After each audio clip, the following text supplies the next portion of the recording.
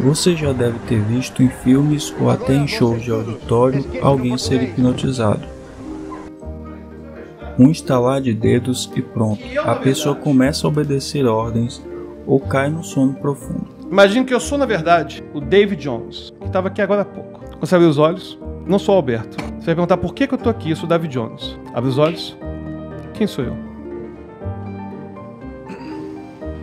O que você tá fazendo aqui, cara?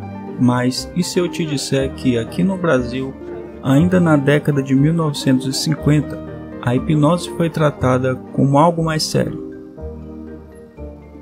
Não como entretenimento, mas como tratamento médico real.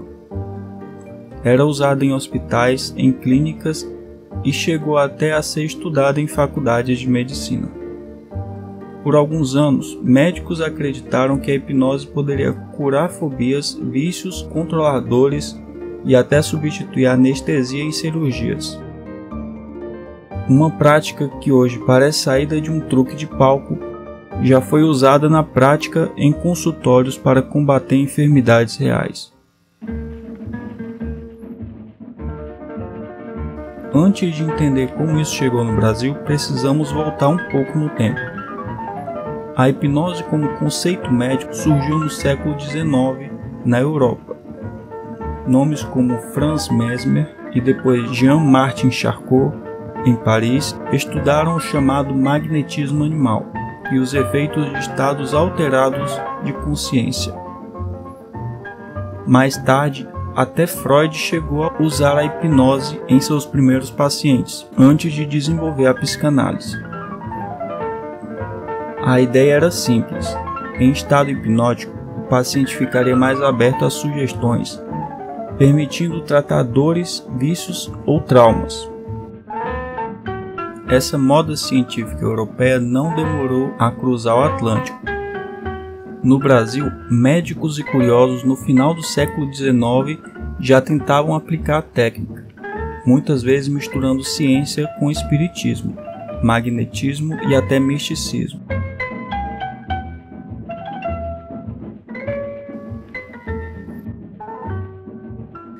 Mas é na década de 1940 e 1950 que a hipnose começa a ser levada mais a sério no Brasil.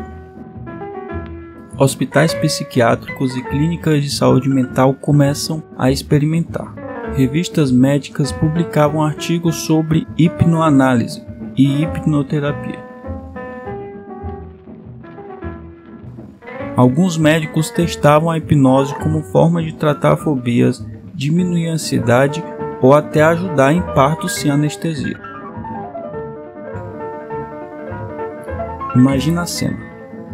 Em vez de anestesia química, o médico colocava a paciente em estado hipnótico para reduzir a dor do parto.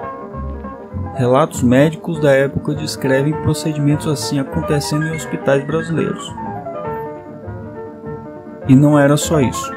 A hipnose também foi usada contra o tabagismo, alcoolismo, dores crônicas e até insônia.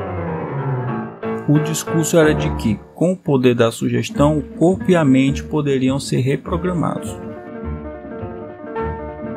Só que, ao mesmo tempo em que médicos aplicavam a técnica em consultórios, a hipnose também virava show.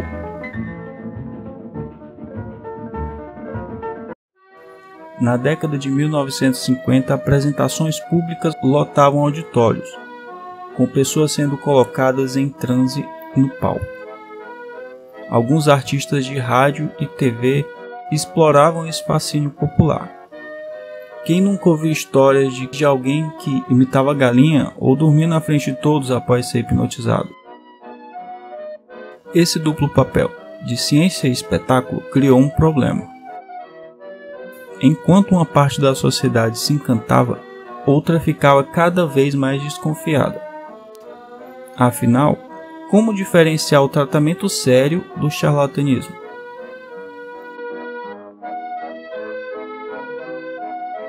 Muitos médicos tradicionais olhavam a hipnose com ressalvas.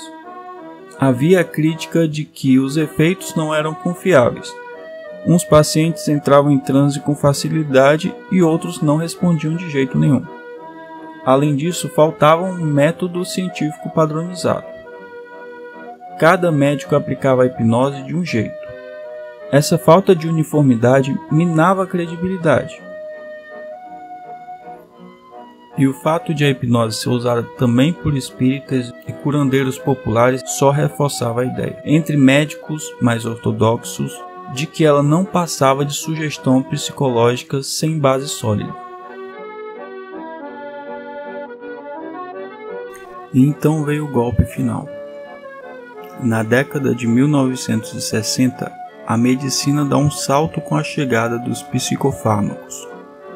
Ansiolíticos, antidepressivos e novos anestésicos começam a ocupar o espaço que antes era sonhado para a hipnose. Era mais prático, mais padronizado e mais aceito pela comunidade científica.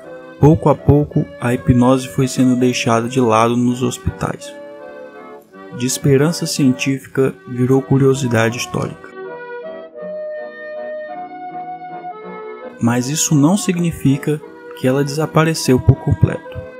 Hoje, a hipnose clínica ainda existe, usada em contextos muito específicos, principalmente no tratamento da dor, em terapia de ansiedade ou até no auxílio de reabilitações, só que agora com muito mais rigor científico e em escala muito menor. No fim das contas, a hipnose dos anos 50 mostra um momento curioso da história da medicina brasileira. Um tempo em que a linha entre ciência, espetáculo e misticismo era muito mais tênue. Quando você abrir os olhos agora, eu sou o Lula. Você vai perguntar como que eu cheguei aqui. Abre os olhos. E aí, companheiro? Porra, tu é o Lula com todos os dedos, pô?